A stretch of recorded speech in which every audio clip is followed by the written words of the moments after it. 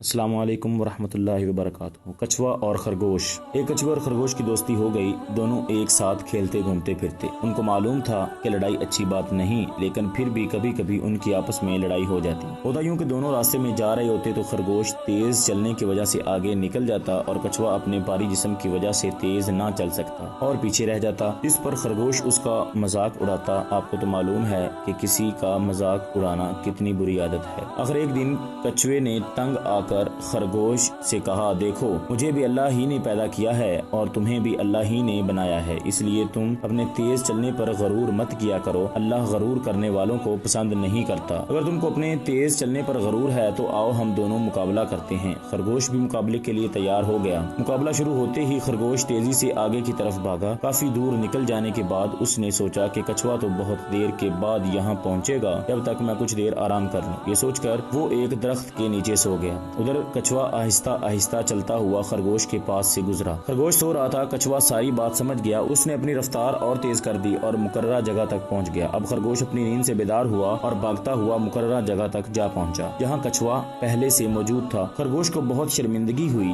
اور اس نے غرور کرنے سے توبہ کر لی اور کچھوے سے معافی مانگی۔ کچھوے نے بھی اس کو معاف کر دیا۔ اخلاقی سبق۔ دوستو، ہمیں بھی کسی کا مذاق نہیں اڑانا چاہیے۔ ہر ایک کو ہم اپنے سے بہتر سمجھیں گے تو کبھی ہماری کسی سے لڑائی نہیں ہوگی۔